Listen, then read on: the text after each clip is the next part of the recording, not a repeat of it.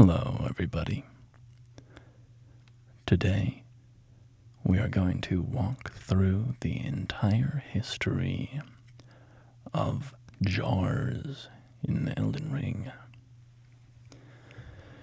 Specifically, the living jars, which are kind of one of the most just delightful elements of the game, or at least they were in the base game. I remember when the first gameplay trailers were coming out for Elden Ring, and in that kind of drip of information, the first time that we saw the living jars, they were, immediately a fan favorite. These big round earthenware pots that waddle around on little legs. And those jars kind of stole our hearts as a community. And they've been iconic, mascots of Elden Ring ever since. You don't have to look hard to find a lot of fan art of them and, crochet creations and paintings and statues and stuff like that. And I wanted to talk about jars. Talk about our big friends because the DLC added a lot of context to the jars, a lot of history of the jars. And I thought it would be a fun video to go through the lore of these guys chronologically. So we're going to go from the very beginning of what we know about jars, and we're going to go all the way to the end, up to the shattering and to the time when our tarnished character traverses the lands between. And we're going to learn how the cultural practice of jarring began and how it changed over time. So, to begin, we're going to start in the Land of Shadow, which is the region in which the DLC Shadow of the Erd Tree takes place. The Land of Shadow is home to the hornsent, a people who worshipped the Crucible, their connection to the Crucible, and saw the horns that sprouted from their heads as a sign of their divinity. We can look at this in the Stalwart Horn Charm +2 talisman, which reads, Ceremonial accoutrement worn by hornsent vastly raises robustness. Robustness governs resistance to blood loss and frost. Horns are sublime artifacts to hornsent, and their presence confirms the belief that they are a chosen people. Only the repeated sprouting of fresh horns can create a tangled horn, which is viewed as an irrefutable symbol of primacy. And the hornsent were obsessed with divinity. Their culture kind of revolved around it, and they were attempting to build a tower that reached to the very heavens in pursuit of that divinity. We can read the Spira incantation, which says, Superior sorcery of the tower priests, wielded as an incantation of the spiral. Wrap one's arms together and hold them up to the heavens to summon a spiral of light that erupts at the enemy's feet. Column of light persists for as long as the button is pressed. The spiral is a normalized crucible current that one day will form a column that stretches to the gods. So, this kind of immediately draws a parallel to the story of the Tower of Babel from the Hebrew Bible, or the Old Testament, if you're a Christian. And that story talks about a group of people who attempt to build a tower into the sky, into heaven. And God comes down and he confounds their language so that they can't understand each other anymore, and they have to abandon the project. And the hornsent seem to be kind of doing something that's a little inspired by that, building a tower that will reach the gods. And this tower must have been very spiritually domineering or impressive, because when the people of the Erd Tree invade the Land of Shadow, they look at the tower, and it kind of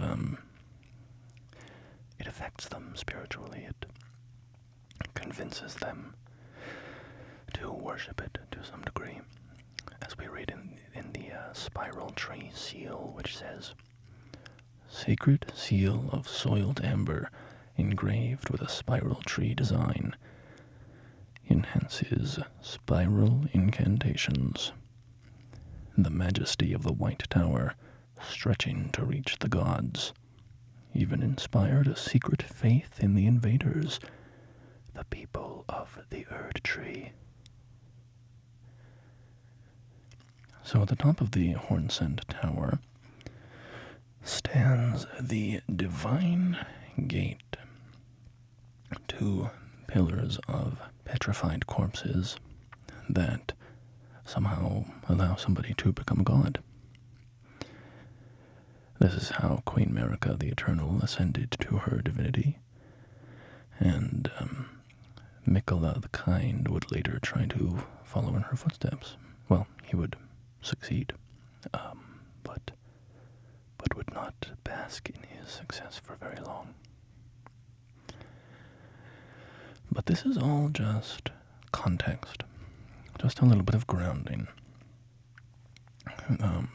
because obviously the topic of this video is a ritual the hornsent practiced involving jars. The exact purpose of this ritual is somewhat mysterious, and I'm not going to be able to definitively answer all the questions that we might have around the jars, and there's a lot of theories out there. But we will look through all the lore, all the relevant lore, and hopefully find some grounding for a bit of our own speculation, so you can think about it yourself. And as usual, I'll spin out my own theories a little bit. So, what was this ritual that the hornsent practiced with jars?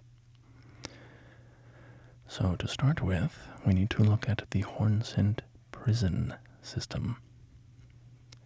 The hornsent kept their criminals in a collection of underground jails. Sort of these subterranean oubliettes that are harshly frozen, with rime and frost clinging to all the metal grates and doors that are locking prisoners into cells. They also contain, hanging gibbets and other kind of torturous containment devices, which suggests that life in a hornsent prison was not very pleasant. We eventually, go through these jails when exploring the DLC, and you can find presumably hornsent prisoners who are wandering around the jails. They are the blackened shadow versions of the hornsent that we see throughout the land, having been burned by Mesmer's fire. But the most striking feature of these cavernous jails are the earthenware jars that litter every cell and hall and chamber and hang from chains suspended from the ceiling. They are very visually striking, and they're everywhere. So what are these jars? And what are they doing in jails, in prisons? Well, let's look at the innard meat item, which reads, scraps of flesh for filling great jars. Rancorous spirits cling to the pinkish red, twitching meat. Throw at enemies to inflict damage. This is what becomes of the condemned, who get sliced up and stuffed into jars to become saints instead. So, we immediately discover the revolting nature of the hornsent jars. They were containers meant to be stuffed full with sliced up criminals.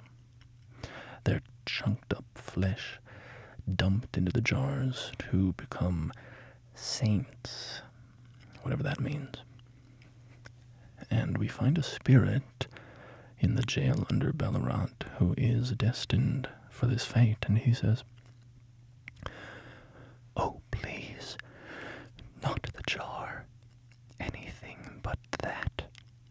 I promise I won't ever do it again. I swear, a living saint I'll surely be. Please, you must forgive me. Forgive me, please." So, we can glean a couple of factoids from this.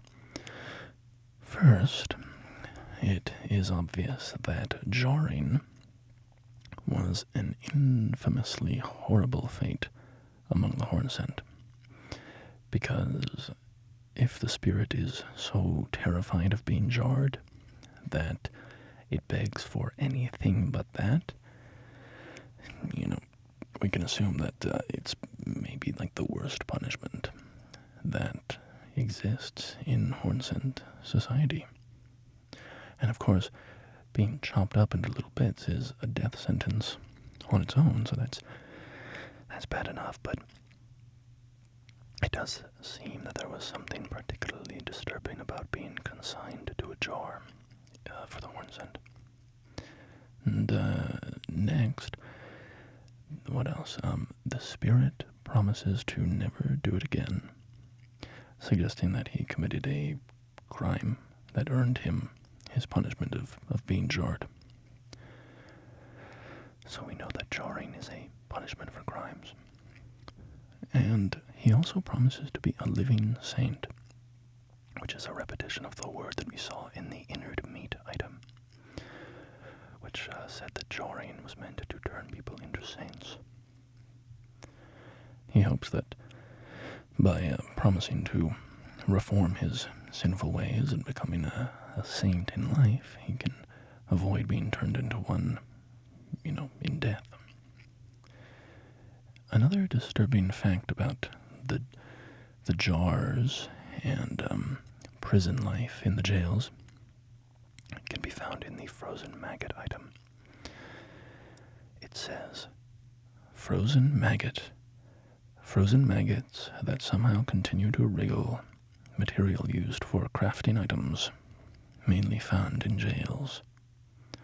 The maggots develop in great jar innards and are an invaluable source of sustenance to the prisoners.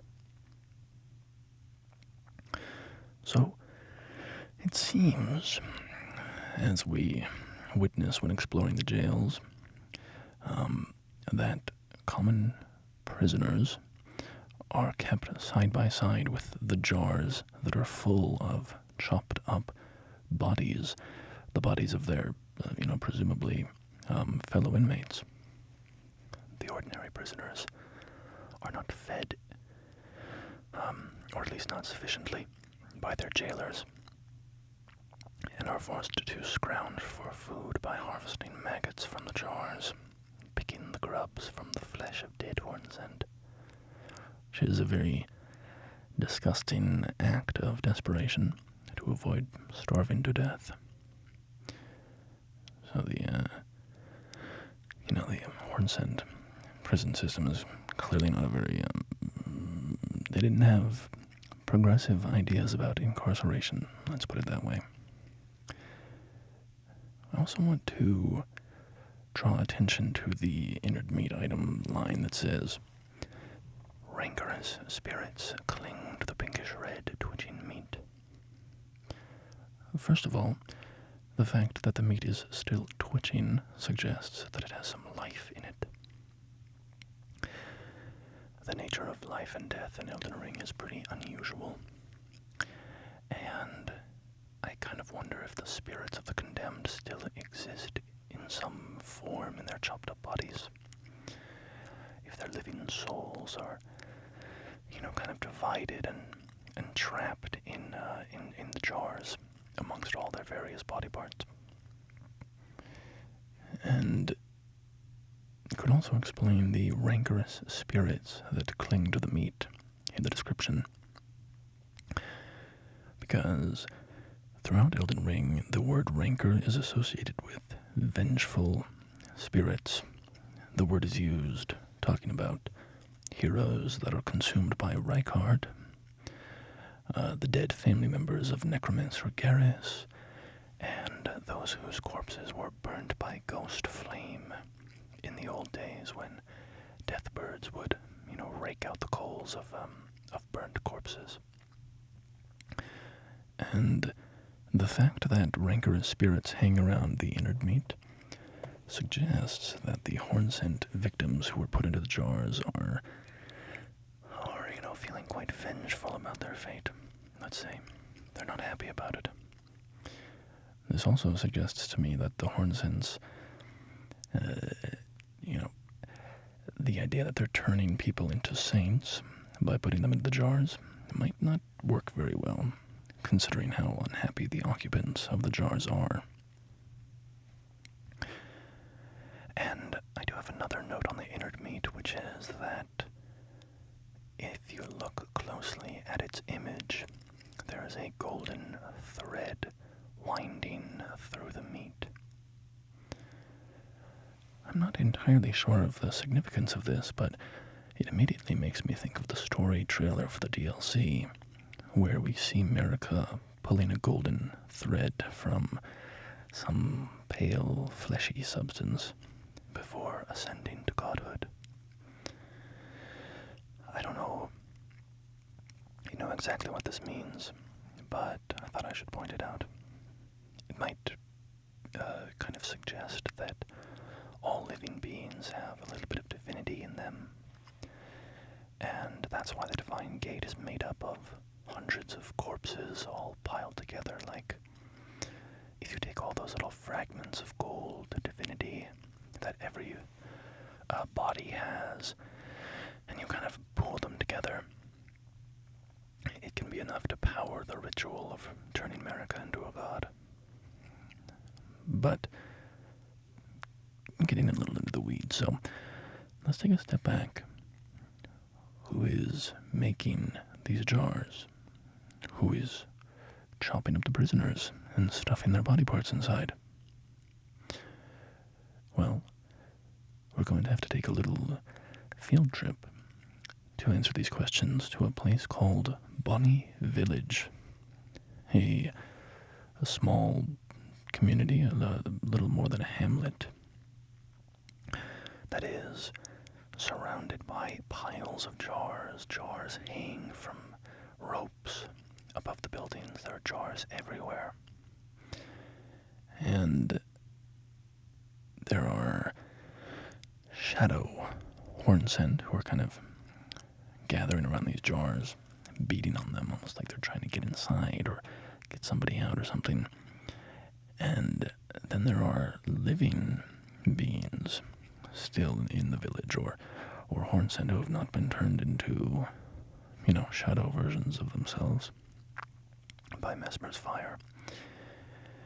And these people, these nearly nude people, are called greater potentates.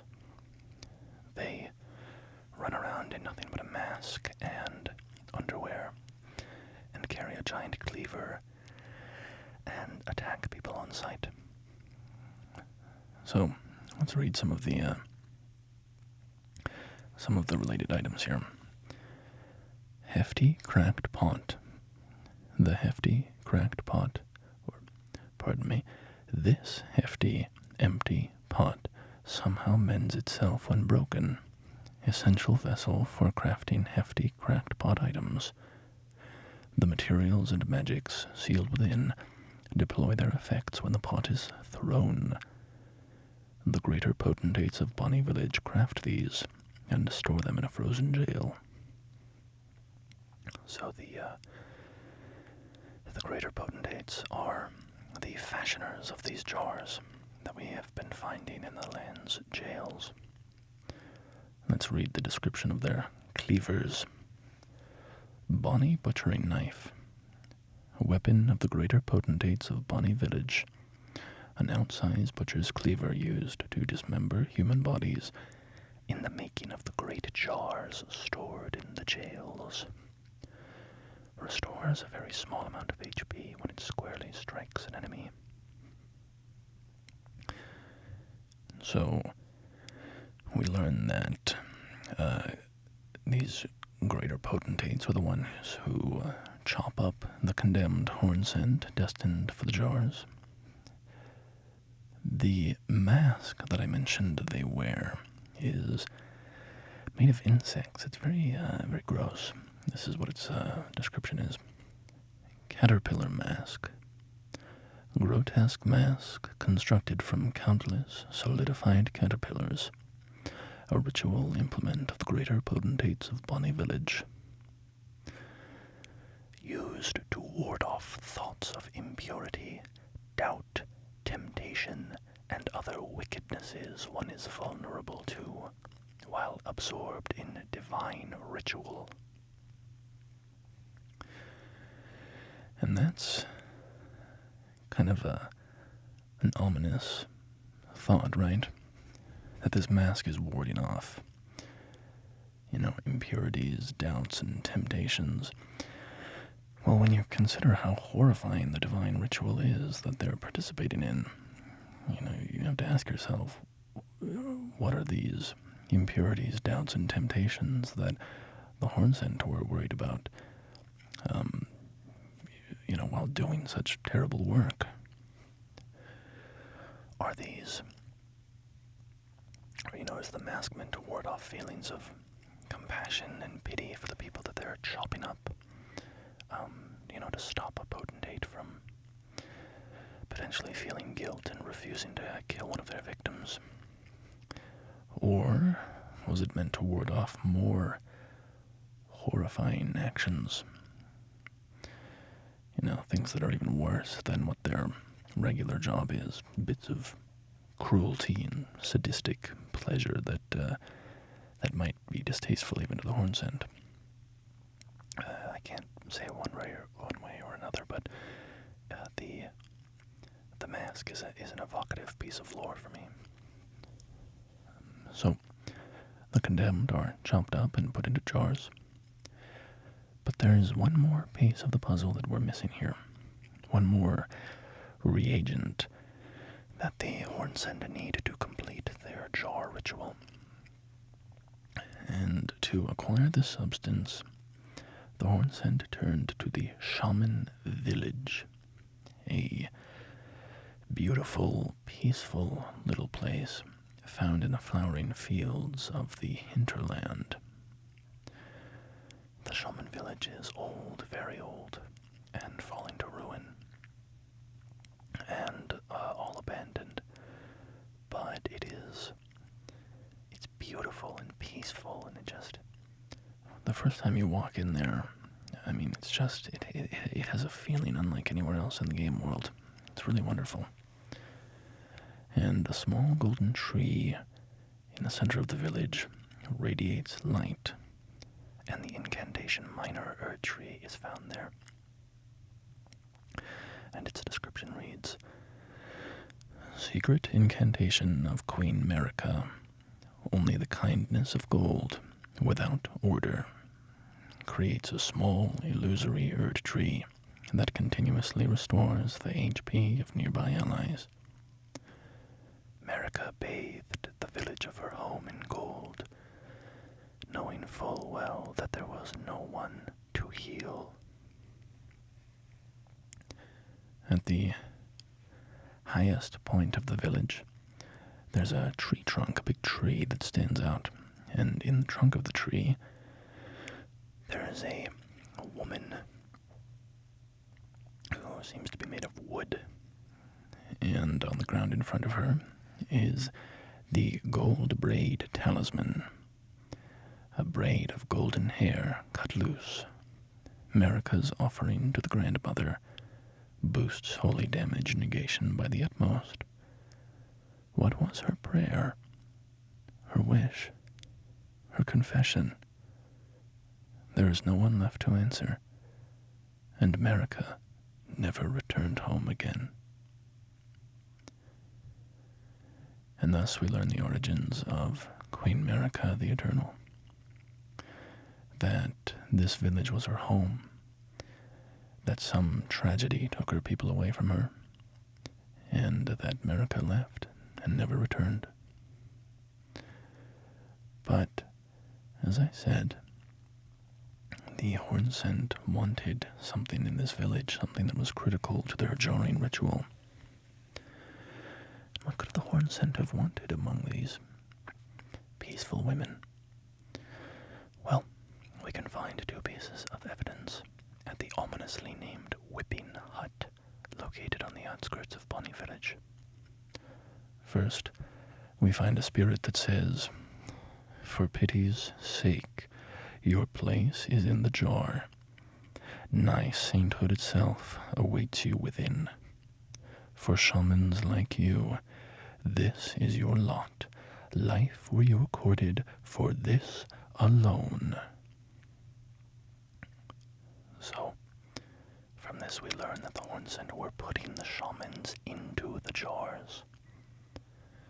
While the jarring of hornsent seems to have been reserved only for hornsent who committed egregious crimes, it seems that shamans were put into the jars regardless of their guilt. It was seen as the entire purpose of the shaman's existence. Then at the hut we also find the tooth whip item, which reads, "Tooth whip. Whip bestrewn with rotting, misshapen teeth, filthy and seething with disease. The teeth are embedded in the whip, and dose the victim with deadly poison upon each strike. As the wounds ripen, they grow inflamed and ooze pus. The flesh of shamans was said to meld harmoniously with others." And from this we learn the horrifying fact, as if things weren't bad enough in the lore already, that the shamans were intentionally beaten with filthy whips made of diseased teeth, causing them to become covered in infected wounds, and that apparently the shamans have some trait in their biology that lets their bodies merge with other beings. And putting a shaman who was covered in these infected, oozing wounds into a jar with the chopped up meat of hornsent criminals would meld all the flesh together into a single mass. So, once the jars are properly stuffed with chunked up bodies of the condemned, and a shaman is put in there to serve as glue, they are taken to the jails and stored in the frigid cavern air, like a refrigerator, I guess. There's then these religious figures who come to the jail to pray over the jars of flesh, which we learn about from the Great Jar Helm. Great jar. A great jar which fits comfortably over the head when upturned, attire of the shamans who perform their worship at jails, increases the power of thrown pots of all sizes. They offer their prayers to the innards of the great jars, such that they might be reborn one day into sainthood. This is the cycle of death and rebirth, taken into the hands of mortal men. So, first I should note some translation issues with this. I think this is fairly well known at this point, but the type of shaman referenced in the Great Jar description and the type of shaman from the shaman village are not the same.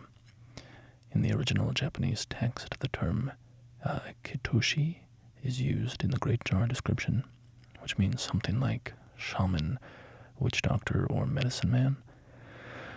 According to a Japanese dictionary I looked in online. I don't speak Japanese, so this is not an area of expertise by any means. And then, in contrast, the shamans from the shaman village are referred to as miko, which references a kind of cultural role in Japan for female shrine maidens, these sort of priestess figures. Again, I'm not an expert in this, just, perused the Wikipedia page, so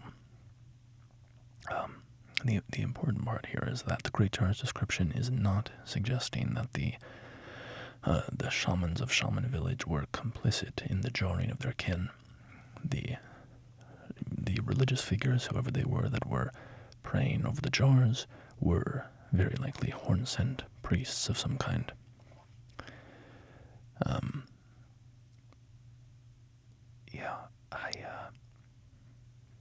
I don't know who first kind of surfaced this information. I'd like to give credit to whoever it was, but I found a Last Protagonist video about it, so I'll link that in the description. I don't know if he was the first one to kind of surface this or not, but his video does a good job at covering this, so I'll link that. But yeah, let's get into it now, into the real nastiness, because if you've played through the DLC, you know that you can encounter the contents of these jars in the jails. The shaman and the flesh coagulate together into these horrifying monstrosities of pulsating pink meat walking around on thin legs. Some have faces emerging from all of their bodies like tumors, and the central core of these jar-inert monsters is a feminine humanoid form with long white hair and little bits of jewelry and such, and a blindfold over their eyes, and a symbol carved into their foreheads. These are the shamans who were used as glue in the jarring process. The feminine form is largely preserved, so we know that they were not themselves chopped up. They were just whipped and then put into the jars whole. And as you might assume, their existence seems to be one of constant agony, besides, just looking at them and intuiting the physical discomfort that bodies like theirs would come with. They also emit horrible noises, horrible groans of pain. And I won't play them here because they're quite disturbing, but, you can hear them in game or look them up online. And, it is very clear that the shamans are experiencing just endless agony. So, I've taken all this lore together. What does this all mean? What's going on here? I think kind of left with a couple of questions about the hornsent and their practice of jarring. So first is the saint, the idea of these saints. What are the saints that the hornsent were trying to create? It seems obvious that the hornsent were trying to they saw this ritual as a way of reforming criminals to make them better than they were in life. But the jar-entered monsters that we find in jails don't seem to be, ideal members of society, right? They're not exactly improved. So, it seems that the process failed, or I know there are some theories online that, like, the shaman inner monsters that we find in the jails are failed saints. But, and like America was maybe a successful one. I don't know. For me, I'm kind of inclined to think that it was basically all just a dead end. Just a sort of tradition about, upcycling society's dregs and criminals that never really served any purpose besides just kind of being a cultural narrative. We know what the jar-entered creatures look like in the jails, and as far as I can tell, we never see any character or enemy or NPC or anything that seems to have been a successful version of this process. There's no body type similarities anywhere. You'd imagine a person that was formed in a jar would have that kind of body. America doesn't look like she came out of a flesh jar, right? But someone is in my kitchen. I'll be back for more shortly. Hello, everybody. I had to stop recording for a while, but I'm back now. Maybe I'll leave that little bit in. Wonder if you'll be able to hear somebody in the kitchen. They were hitting some buttons on the microwave. Anyway, so where did we leave off? We had talked about the hornsent jarring rituals. And, okay, yeah, we were kind of talking about, like, were they successful, and what was the whole point of it all, and I was kind of talking about how I felt like, as far as the evidence in the game, I'm just not convinced at this point that the saints they were trying to make, these improved people made from criminals and shamans, ever worked, that it was ever more than just this kind of torturous, monstrous ritual. And it actually made me think of something as kind of an analogy. I've been thinking about it today, that it sort of reminds me of lobotomies. So, if you're unfamiliar, in the 1940s, this medical procedure kind of took off. It was called a lobotomy, and it was seen as a treatment for psychiatric disorders, neurological issues, stuff like that. And to perform a lobotomy, a surgeon would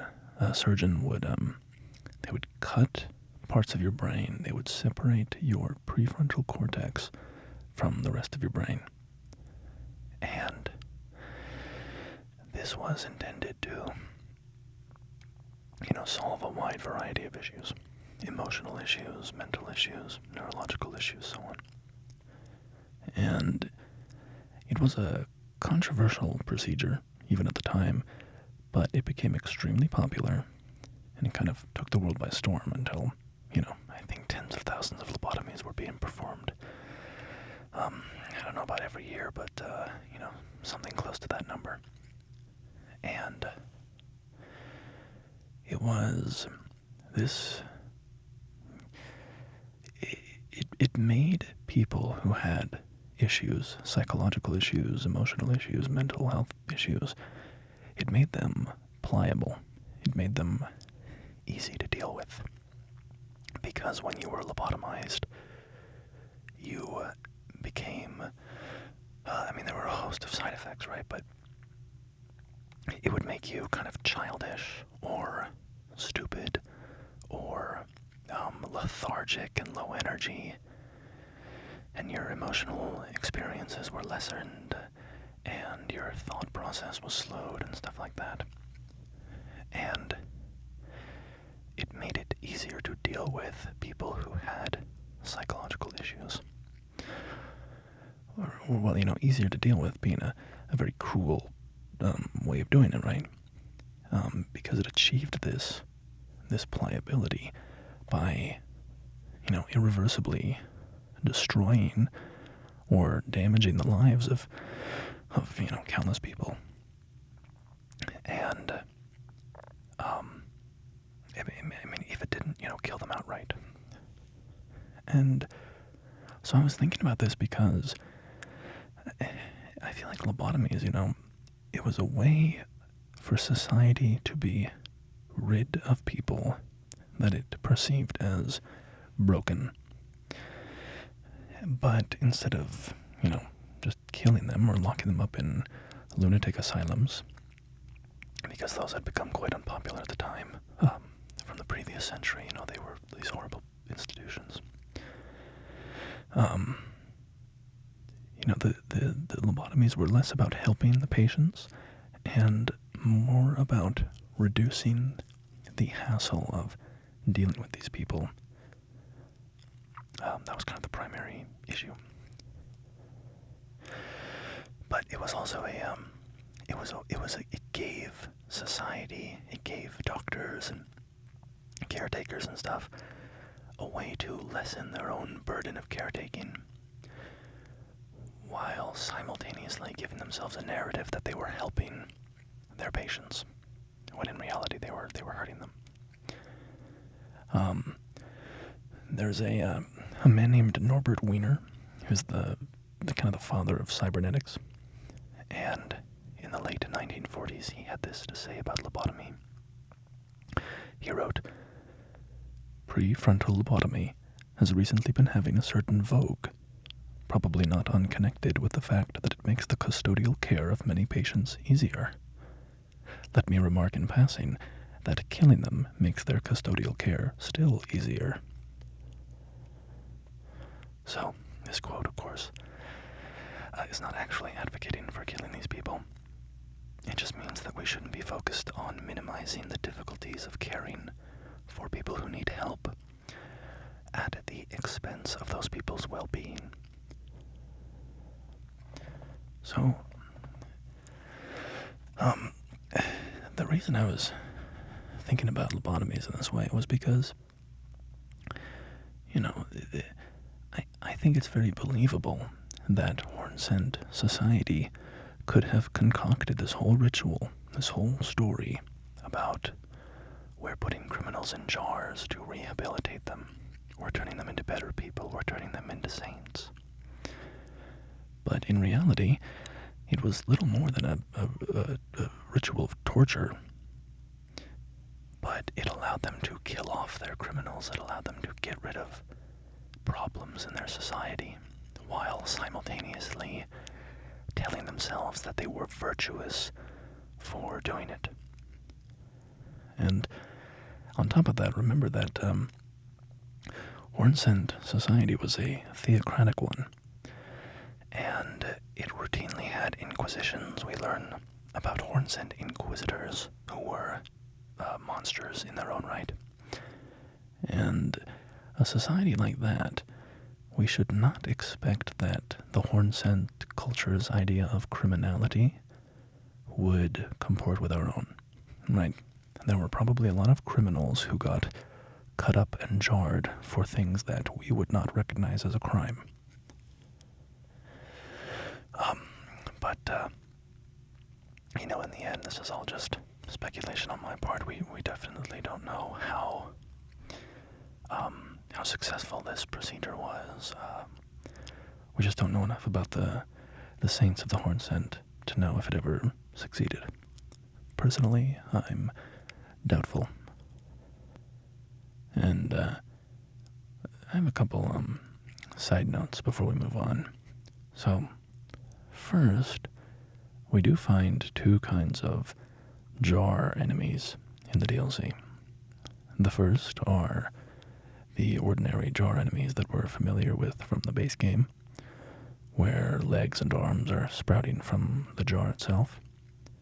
And then we also fight the jar innard monsters who, have a shaman's body. I suspect that the difference between these two enemy types is whether or not a shaman was included in the jar. Criminals who were jarred without a shaman, that were only full of dismembered meat, but no living shaman to meld with the meat, became the ordinary jar enemies that we remember from the base game. And they have different lids, by the way. The jars in the base game have a red Erd tree lid, and the ones in the DLC have, I think it's bluish or something, a bluish lid with sort of a knot symbol, intertwining knot pattern on top.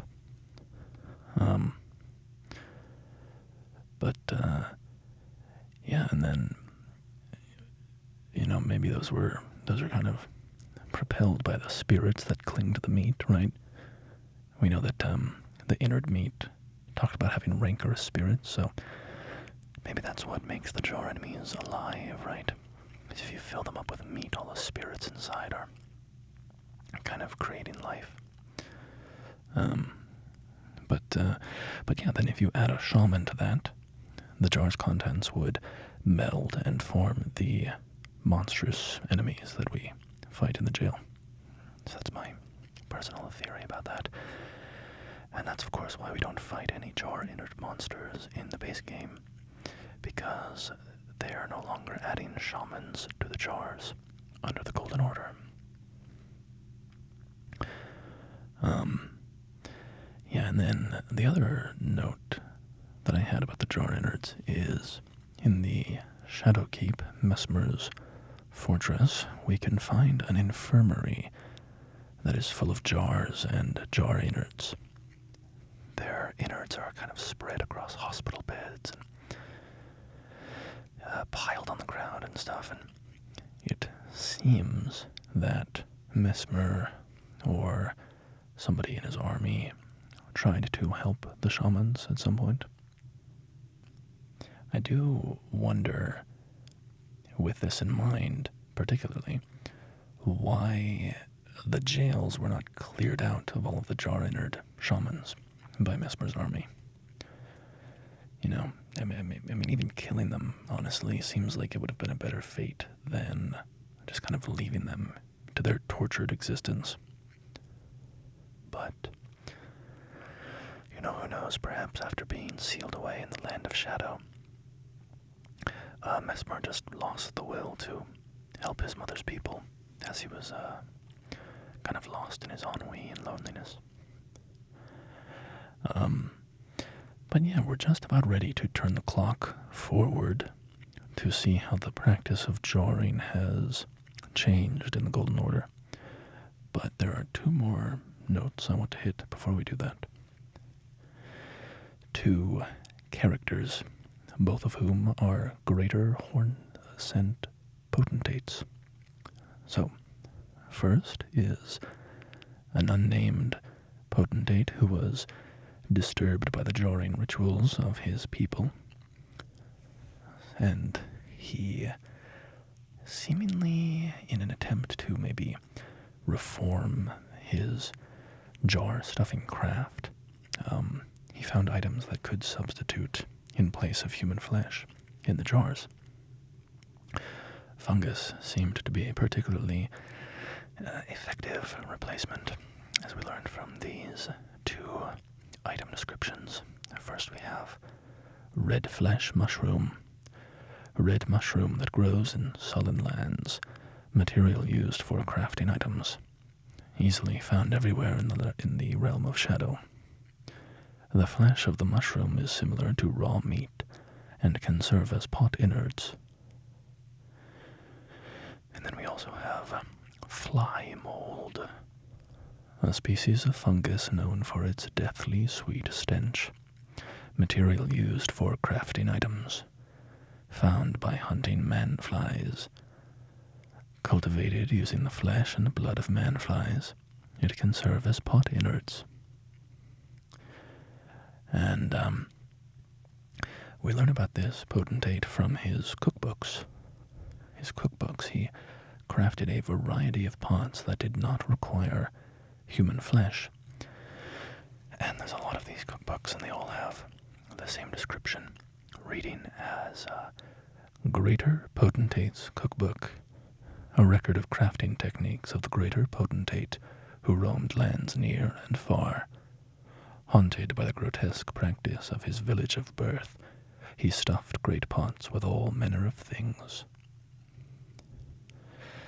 And these cookbooks teach you how to craft. There's a lot of them. I'll read them all out. Hefty fire pot, hefty furnace pot, hefty oil pot, hefty magic pot, hefty lightning pot, hefty red lightning pot, hefty poison pot, hefty fetid pot, hefty rot pot, hefty fly pot, hefty freezing pot, hefty rock pot, hefty volcano pot, and the hefty rancor pot. Most, but not all of these pots are just upgrades of pots from the base game, of throwing pots from the base game. But I want to call attention to the hefty furnace pot, which reads, Hefty furnace pot, craftable item prepared using a capacious cracked pot, imbued with a hex of the furnace. Throw at an enemy to create a whirlwind of flame.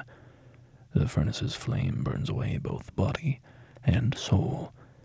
When impurity is thus expunged, one calls it cleansing. So, clearly related to Mesmer's fire golems, those giant fiery enemies who helped him burn away the hornsent culture. Yeah, it's a little hard to know for me. I don't know. Personally, I find it hard to know how seriously to take the lore implications of these cookbooks. Why is there a furnace pot from this hornsent? Did the potentate work with Mesmer to create these pots? Or did he create these in the aftermath of his people being burned? And he was, scavenging the ingredients from Mesmer's stockpile of supplies or the fallen golems or what have you. Regardless, the fact that this potentate was horrified by the practices of his people should remind us, by the way, that not all hornsent were evil. They were a society of individuals, as all societies are, but Mesmer burned them all away regardless. The innocent and the guilty, the cruel leaders and the punished victims. Remember that it was there was hornsent being put into the pots and chopped up as well. So not all the hornsent were evil. I always just like to bring that up because people on the internet like to talk about how justified Mesmer's crusade was, and you can understand the cruelty that was inflicted on America and why she might want to lash out that way, but we shouldn't agree with it. Anyway,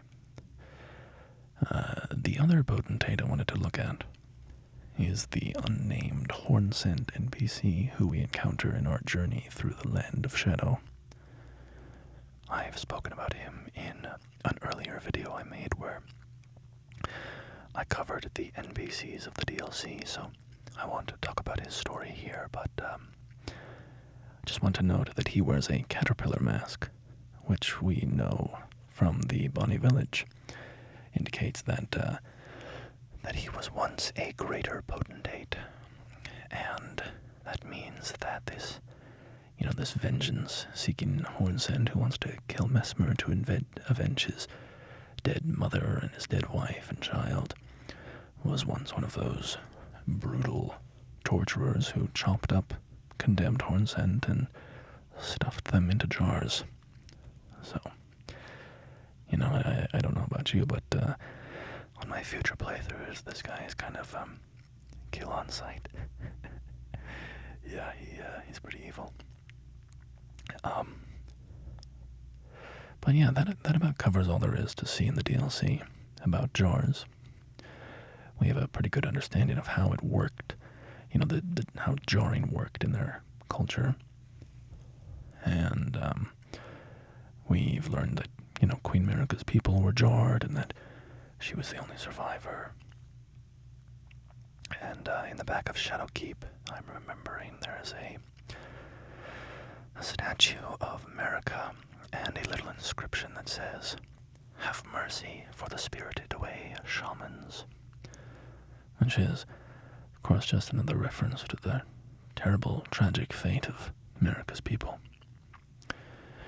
But then, moving forward in time, we know that Merica eventually ascended to godhood and founded a society built around the Tree and the Golden Order, and she eventually dispatched Mesmer to annihilate the hornsent culture, committing a total genocide.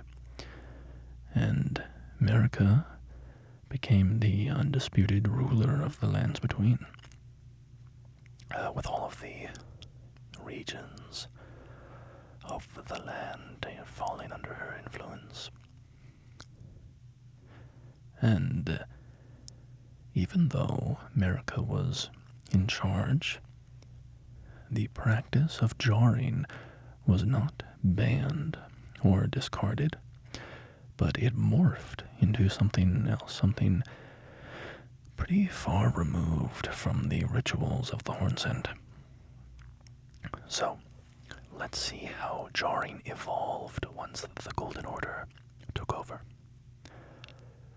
So first off, pots are still throwable weapons, like the hefty pots that we learned about from the potentate's cookbooks. And we can read the mushroom item, which says, "A fungal growth that thrives in damp thickets and elsewhere. Material used for crafting items. Its thick, spongy flesh makes it a key component in throwing pots." So these weaponized jars are still stuffed with fungi, just like the throwing pots of that hornsent potentate we discussed, who invented ways of replacing the flesh in pots with fungi and other ingredients. And it does make me wonder, it seems quite likely actually, that these throwing pots that we used in the base game are descended from the techniques of that potentate, and that the entire practice of throwing weaponized pots descended from that one character. Seems, seems likely. But let's move on to the main event. The living jars. So, how have living jars changed in the lands between since the time of the hornsent? Let's start with the Great Jar, a colossal jar larger than a building that stands guard outside the Kaled Colosseum. The jar doesn't speak, but upon interacting with it, it summons 3 enemies called Knights of the Great Jar for you to duel. And upon defeating all of these knights, the Great Jar rewards you with the Great Jar's Arsenal Talisman. Great Jar's Arsenal, a charm that resembles a great jar overflowing with weaponry, vastly boosts maximum equipment load. The Great Jar grants this talisman to their warriors. Carry as much as you can, grow big and strong. So, From this, we see that the Great Jar has some desire that warriors grow strong. And why might it want this? Well, we can learn the answer to this from the quest line of a certain living jar named Iron Fist Alexander. And this quest line will give us a lot of insight into how jars have changed under the Golden Order. So initially, you find Iron Fist Alexander in Limgrave. He is a large living jar, and he is stuck in a hole in the ground. He shouts out, "Hello, can you hear me? Help me, I'm stuck." "Oh, my stars, I'm so happy to see you. I am Alexander, also known as the Iron Fist, and as you can see, I'm stuck here. Please, can you help me out of this?" "My thanks, 1,000 thanks. Just give me a good smack from the rear with something nice and big. Put those doubts to rest, I'll be just fine. I'm very well trained. Give it your all, I say." And then you get him out and he says, "Ah, well played, good lady, well played. Though that mighty wallop of yours almost spelt the end of me. Well, I'm out now, and that's what counts. I thank you, and as a token of my appreciation, I'd like you to have this." And he hands over an exalted flesh item, which is a consumable bit of meat. And I like to imagine that he just kind of reaches into his jar lid and pulls out a chunk of the flesh inside and gives it to you. But yeah, then he says, "Once again, the pleasure is mine. I am the warrior jar known as Alexander, Iron Fist Alexander, in fact. I journey to the east, where I intend to further my education in the ways of war. Beyond these lands lie the scarlet rot-blighted Caelid wilds, and upon their southern edge is Redmane Castle, in which a festival of combat is being held. I've heard whispers of such festivities before. Doesn't the notion set your breast aflutter? Ha ha ha ha." And so you move on, and eventually you find him in a tunnel leading to Caelid. And he says, "Oh, I hadn't expected to see your face again. Are you heading to the Festival of Combat too? Oh, no need to be coy with me. Judging by the fine wallop you gave the old backside earlier, I would venture you are something of a warrior yourself. The mere thought of such a festival gets the blood pumping, eh? I was created to be a warrior vessel. Many great warriors reside within me, ever dreaming of becoming a great champion. It's my destiny, and the reason for which I quest. It is my ordeal, you could say. To test myself, to better myself, to fell ever greater foes, and then, one day, we'll be a single great champion, the greatest of them all. What do you think, eh? How do you rate my chances?" You then find him again at Redmane Castle, and he says, "Ah, you came. How delightful. Indeed, I thought I might find you here. By the by, do you know for whom this festival is being held? Well, it is none other than General Radahn himself. To think I could face a great champion of the Shattering, a demigod in the flesh. In truth, I quiver at the thought, such is his frightful repute.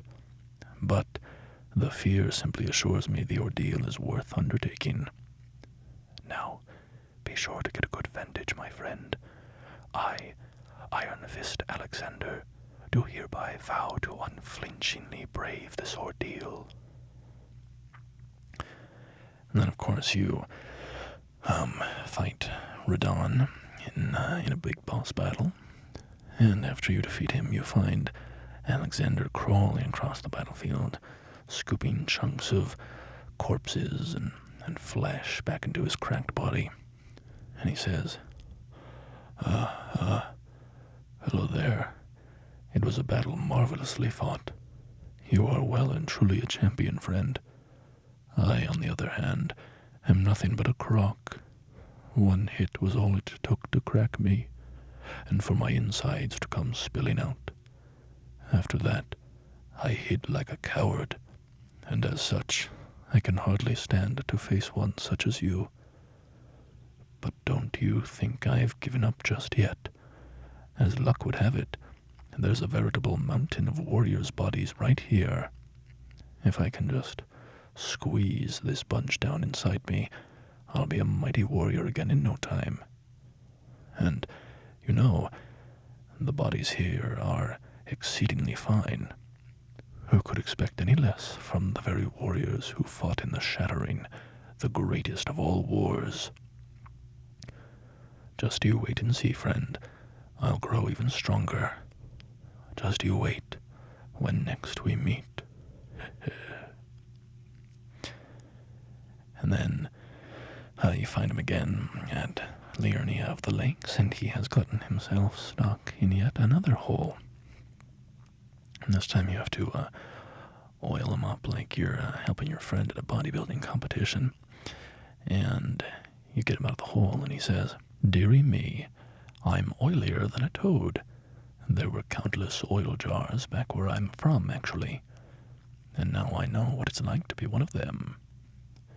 Yes, indeed, I too have a home, though it is one to which I have vowed not to return. So I thought I might look out from atop the cliff, but as I drew closer and closer, pow, wouldn't you know it, I was perfectly stuck in that blasted hole. I can feel the warriors inside admonishing me for my mawkishness. To walk the path of champions, one cannot cleave to the past. I'm headed to the fiery mount in the north. I can strengthen myself there without fear of cracking this vessel. I will forge myself anew in its flames." And you then find him in the lava flows of Mount Gelmir. And he says, "O mountain of fire, bake me in your flames." "Ah, good lady, what business might you have in such a place as this? I hardly think you're here to temper yourself with flame, considering that flesh form of yours. Your timing, though, is impeccable as ever. I've been making just the thing for you on my journey here. Take it. I'm sure it'll suit you to a T." At this point, Alexander tosses you a jar, and he continues, "But oh, it's hardly more than lukewarm here. I won't be able to temper my body such that it'll never crack again. Perhaps I'll head eastward. There's an old saying I've caught wind of. Above the lofty clouds, the icy giant's peak doth soar. Here lieth the flame of ruin, which ever burning roars." The jar that Alexander gifted to you is actually a helmet, just called jar. And this is its description. Jar that fits cleanly over the head when upturned, made with pride by Iron Fist Alexander. In a uniquely jar-like gesture of friendship, it boasts the power of throwing pot items. So, after meeting Alexander at Mount Gelmir, you can summon him for the fight against the fire giant at the mountaintop of the giants. And then after that, you can next find him at Crumbling Ferrum Azula. And he says, "Ah, I see you've finally made it here yourself. The city hanging in the air is slowly crumbling. What an incredible place we find ourselves. But that aside, you're certainly a force to be reckoned with, eh? I doubt there's a single soul who could have handled that giant, other than you. It was practically a god. Of course, I count myself, the great Alexander, among the many, which means I've but one thing to ask of you. Would you kindly undertake my ordeal? Come, and tell me when you're ready. I've been longing to fight a warrior as accomplished as you. You are ready then, I take it. Then let us begin. I am the great Jar warrior, Iron Fist Alexander. Lend me strength, O warriors within. Let us become one champion, together. And after you defeat Alexander in this duel, he falls to the ground and he says, As I suspected, victory was impossible. This vessel was found lacking. My thanks. I knew you were the stuff of champions. It was a marvelous battle. I implore you, take what I bequeath from inside me. All vessels are destined to one day break, but the great Alexander lived as a warrior to his last. Ha, ha, ha, ha. And then Alexander breaks apart in a big shower of bloody, gory viscera, and you collect 2 remnants of him. You take a shard of his pot and the core of his fleshy innards. And these are those 2 items. Shard of Alexander. Shard of the late Alexander. A shattered warrior jar. Greatly boosts the attack power of skills. Scraps of stewed flesh cling to the shard, and tatters of ornaments can be seen mingled within the slime. Relics of a red-haired champion, it would seem. Alexander's innards, a keepsake of the warrior jar Alexander, found at the core of the dead flesh that once filled the great jar. The jars contain dregs inherited from those who came before. Thus our warriors passed from jar to jar, carrying dreams of greatness. So, that was a lot to go through, but we learned what's going on with jars now, right? From Alexander, we learned that warrior jars like him seek out the corpses of great champions to inter in their jar bodies. He summarizes it pretty well when he says, I was created to be a warrior vessel. Many great warriors reside within me, ever dreaming of becoming a great champion. It's my destiny, and the reason for which I quest. It is my ordeal, you could say, to test myself, to better myself, to fell ever greater foes, and then, one day, we'll be a single great champion. And we see him stuffing corpses into himself after the Radon festival, hoping that warriors who fought in the shattering should be great champions. And this is the life of a warrior jar, to carry the corpses of great warriors. And we can see kind of a funny example of this when we look at the jar right, a puppet that you can buy from Soluvis. Jar right puppet, one of Soluvis's puppets, used to summon the spirit of a jar right. Spirit of a man who wished to become the innards of a living jar. A jar-hurling specialist who throws all manner of pots and jars. The warrior jar once told the nameless man this: You are not yet ready to join the warriors inside. No, you must apply yourself, better yourself, and one day I will return for you. So the warrior jar is insisting on only having, great champions, and saying that the jar right was not yet strong enough to enter the jar. We can also see this love for battle and glory in this really cute summon, the soul jars of fortune ashes.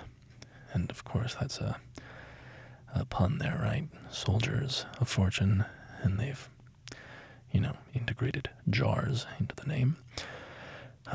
Ashen remains in which spirits yet dwell, used to summon the spirits of 3 little living jars. Summoning consumes HP rather than FP. These reckless spirits sacrifice themselves to vanquish their summoner's foes and explode upon death. Though their bravery is admirable, their explosions can harm friend as well as foe, and they will also immediately explode on contact with fire. Quote, "Tell the others, tell them how brightly a fire jar burns." End quote. So there's this whole culture around interring warriors in jars, interring champions in jars. So that's pretty interesting. And I want to return to the Alexander's Innards item that we get at the end of the quest. And I'll refresh our memory by reading it again. It says, "A keepsake of the warrior jar Alexander, found at the core of the dead flesh that once filled the great jar. The jars contain dregs inherited from those who came before. Thus our great warriors passed from jar to jar, carrying dreams of greatness." Now, if you look closely at the item's art, it very clearly seems to be alive, despite the jar being full of dead flesh. It is, kind of the most prominent feature in it is an egg-like sac that's running with veins and surrounded by these intestinal tube-looking things. And everything seems to be functional, connected, and very much alive. It kind of reminds me of, particularly in the center, looks like the amniotic sac of a growing fetus, and there's a sort of placenta attachment thing grabbing onto it. Kind of like the warrior jar is nurturing and growing something inside of itself. And perhaps this is the single great champion that Alexander references as being the goal of his quest, where he's going to turn all of the champions inside of him into a single great champion. Could be kind of growing that inside of himself, or could just be a little more metaphorical, like he himself will be that warrior, or there's a certain destination that he's going to. On that note, there's also golden motes that are emanating from the flesh, which, again suggests that something, inside Alexander was growing, or was infused with runes, right? The strength of runes, the golden energy of runes, and which are kind of representative of power. And maybe this points to how the jars came to be used in the Golden Order of America, right? That they were refinement centers for the dead. That warriors could be joined together in the jars and become something stronger than the sum of their parts. A single great champion. Given that we know that, great warriors, there's a lot of spirit ashes that we find that are great warriors and valued members of society who were given the honor of Erd tree burial, meaning they were buried in the roots of the Erd tree. This jarring process could maybe be kind of the next step down, a slightly lesser honor. Like, if you were not a great enough hero to be given Erd tree burial, you might have still earned the honor of warrior jar burial. And when enough warriors were buried in this way together, they could reach the greatness of heroes.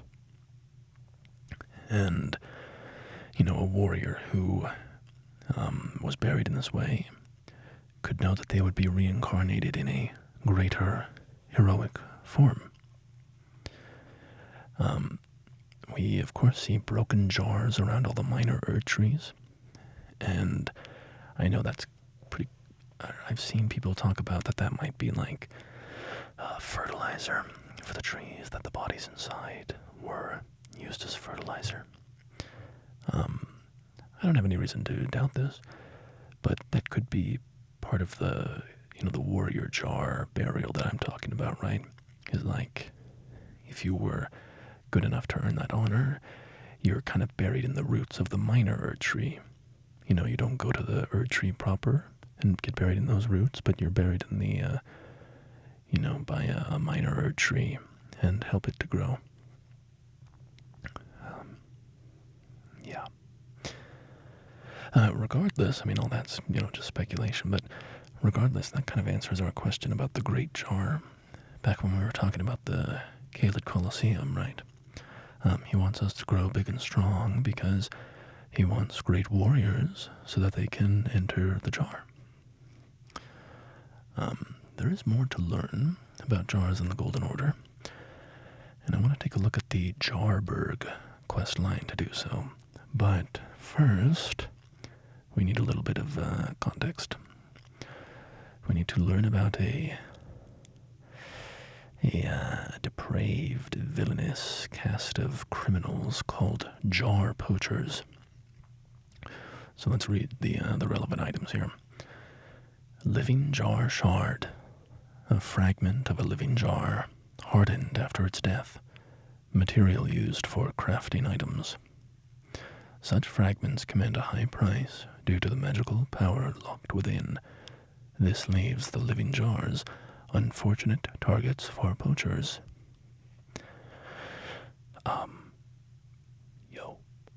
Okay, this is just suddenly occurring to me, but reading that first line, a fragment of a living jar hardened after its death. So, what was hardened after its death? Well, it must be the flesh, right? The jar itself was already hard. Is it saying that the flesh hardened, like into stone? Because that would make me think of the story cutscene for the DLC, where the Divine Gate is all made of red flesh, pulsing flesh. And then when we find it in the game, it is stone. All the bodies are hardened into stone, sort of petrified. And we find bodies like that in other places as well, like Nokron. There's a bunch of bodies that are kind of petrified like that. What else? There's like the Beastmen corpses. They don't necessarily look like stone. Maybe they are. They have a bit more color to them. Anyway, a total tangent, but that just sparked in my mind as a potential connection. But anyway, back to the poachers. The living jar shard, blah, blah, blah. This leaves the living jars unfortunate targets for poachers. There we go. Okay, the Perfumer's Cookbook 3. A record of crafting techniques left by a depraved perfumer. Contains perilous techniques no ordinary physician would attempt. Acquire the knowledge to craft the following. Iron jar, aromatic. Iron jar, aromatic. Forbidden art of depraved perfumers. Craftable with a perfume bottle. Uses FP to temporarily turn body to steel, boosting poise, resistances, and damage negation at the expense of mobility and vulnerability to lightning. An art that requires fragments of hunted noble jars. Depraved perfumers are plainly in league with jar poachers. So, we've learned from this that living jars are hunted and killed for their valuable body parts. We also see the jars referred to as noble in that last description. And the narrator voice of the item descriptions, the perspective of the writing, it clearly believes that poaching jars is an evil practice, calling those who would use the jar shards depraved and such. But yeah, with this context in mind, let's learn about Jarberg. So in Liurnia, down a perilous cliff face, hidden away from the lands between, is a small village full of happy jars living in peace, growing flowers and playing together. Alexander hints at the existence of this village when we meet him in Liurnia, when he tells us that he had hoped to look upon his home again. In Jarberg, there's a small jar, just chillin', who's called the Jar Baron, and can speak with us. And he says, "Hello, Cos. What are you doing here? I didn't think anyone knew about this place, except us jars. Oh, are you going to be the new potentate?" And you can say yes, and he says, "Gosh, truly, that's wonderful news. It's not easy being potentate, though. I know. Show me your hands. It's just a little test, Cos, to see if you've got the right stuff. Your skin isn't so smooth, is it? You need slick, slidey hands to be potentate. I'm sorry, Cos, but I don't think you've got what it takes. Oh, what a shame. Don't look so glum, Cos. We can still chat, potentate or not. Come back and visit me when you can." "Oh, hello again, Cos.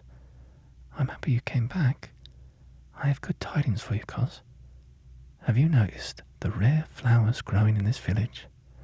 I asked the villagers if you could pick some of them, and they said you'd be very welcome. Go on, Cos. You really should pick some of our flowers. Who knows? They might be of some use."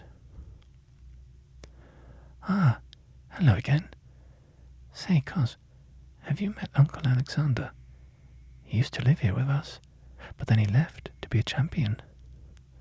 I asked to go with him, but he said the path of champions must be trod alone. So heroic, right? I miss him, though. If you see him, you should ask him to teach you how to fight, Cos. He's big and tough and strong." "Uncle Alexander said he won't be back again. My home is of the past, and the past, as they say, is a different country.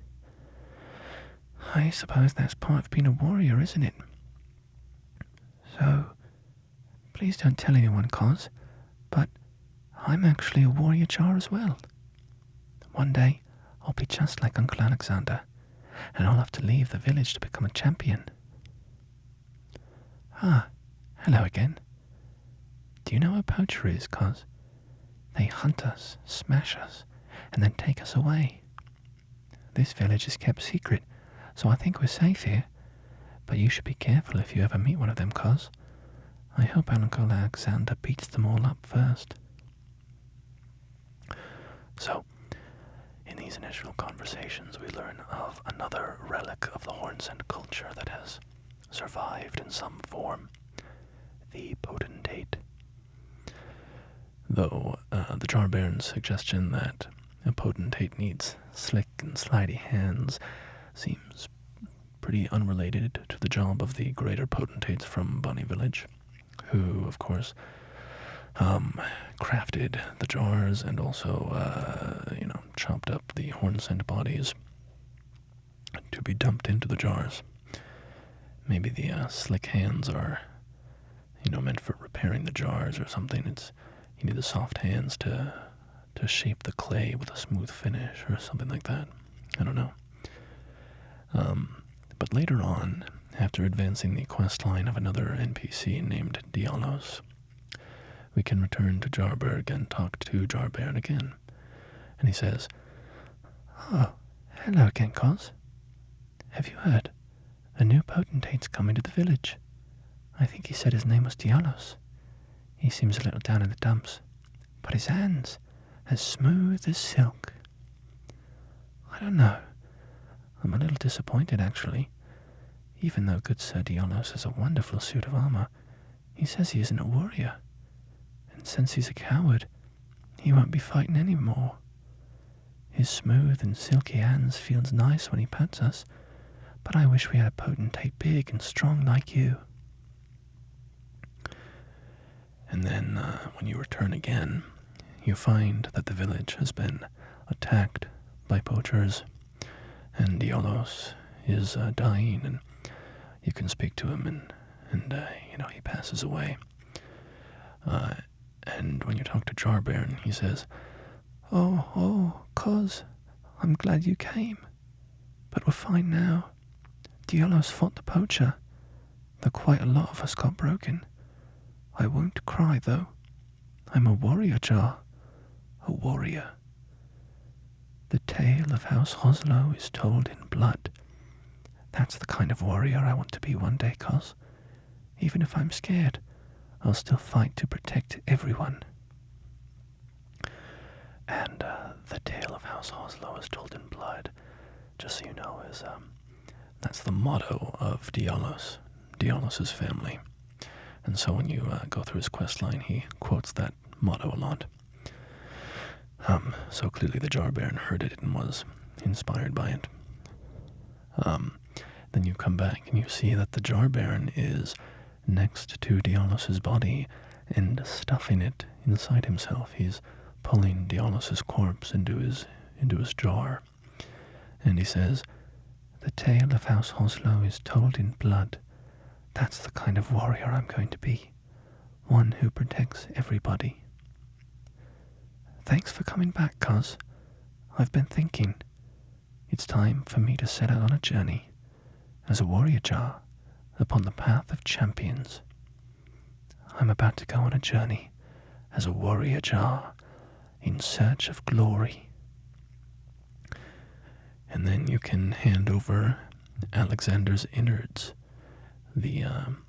that clump of flesh from the core of Alexander's jar that we got from defeating him in a duel. And Jarbairn says, "Wow, Cos, are these insides from Uncle Alexander?" "Thank you, Cos. I'm a warrior Jar, so I need to be strong. I can really have 'em, right?" "I understand. I'll get strong. Strong enough I deserve to have Uncle's insides. I don't think I'll see you again when I set out. Warriors are supposed to work alone. Goodbye, Cos, and thanks for everything. I'll never forget you, Cos." And when he leaves behind a talisman as a gift. And it is Companion Jar, a talisman given by the jars to their friends, raises potency of thrown jars. Though the jars are brought to life by human flesh and blood, they are all rather kindly folk. Perhaps they were made to be better than their innards. And that's a funny little echo there at the end, right? They were made to be better than their innards. Kind of echoes how the hornsent were, putting people into jars to make them saints.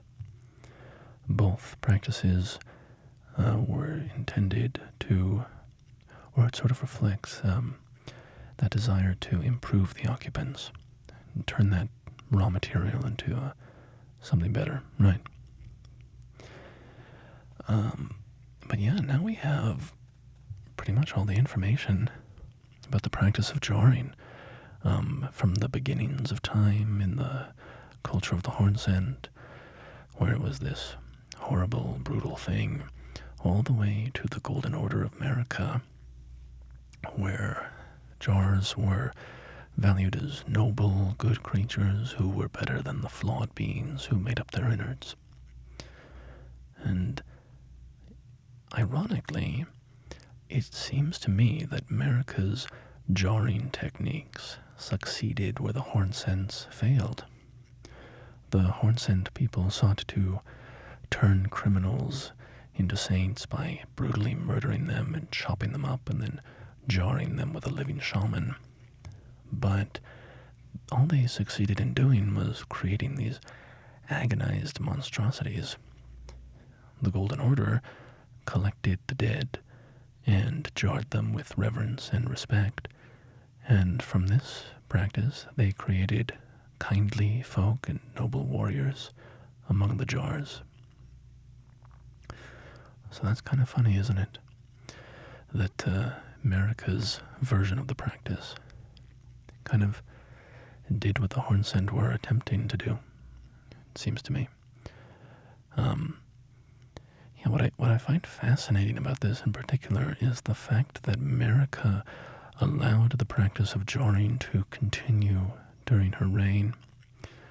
Yeah, I mean, you have to imagine it was traumatizing for her to see her entire community stuffed into jars, and yet she allowed the practice to continue under the Golden Order and evolve. We know that the Golden Order integrated cultural and religious practices from many traditions, that it kind of absorbed other traditions into itself. But I would have imagined that jarring would be, a step too far for America, given how horrible the practice had been to her people. But, maybe this is why she evolved the practice the way that it did, to make it kinder and gentler. That instead of murdering people to put them in jars, she used the jars as a repose for the honored dead. And maybe this was kind of a way for her to offer peace to her people. At least in her own mind, that she could transform the manner of their torture into a honored practice that was done with love and respect. But, no matter what the answer to that might be, just observing how jarring evolved from the time of the hornsent to the time of the Golden Order, I find deeply fascinating. Seeing the changing of that culture over time, I just think is a very interesting thing to explore in the game. So I quite like the jars in Elden Ring, and obviously the DLC really expanded on their lore, and tracing their history from the time of the hornsent to the time of the Ur Tree is very fun. I do have just a couple miscellaneous items that I didn't really find a place to fit anywhere else. Sequentially, I didn't know quite how to squeeze them in. So I'll just read them here.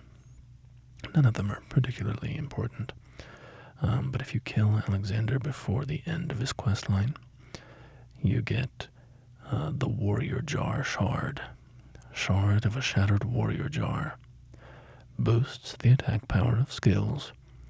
Scraps of stewed flesh cling to the shard, and tatters of ornaments can be seen mingled within the slime. Relics of ancient royal warriors, perhaps. And if you remember the upgraded version of this talisman, it has red hair in it, and it seems likely that that red hair came from Radon, because Alexander was collecting corpse material at the battlefield where you fought Radon. But, if you really want to get nitty-gritty with it, I mean, that hair should have been in him if you killed him at Mount Gelmir, because he would have already been at the battlefield.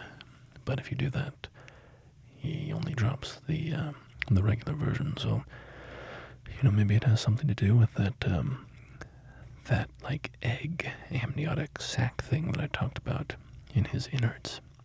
If there literally is something growing in him, maybe he was growing a red-haired champion. Who knows? Next we have Beastman's Jar Shield. Shield fashioned from a tall, broken jar carried by the Beastmen of Farum Azula, and there is a particular knack to wielding it. The Beastmen have always fired earthenware jars for the express purpose of making shields. Such are their ways, strange though they are. So I don't have much to say about this, but I just think it's fun to see this other cultural expression of jars.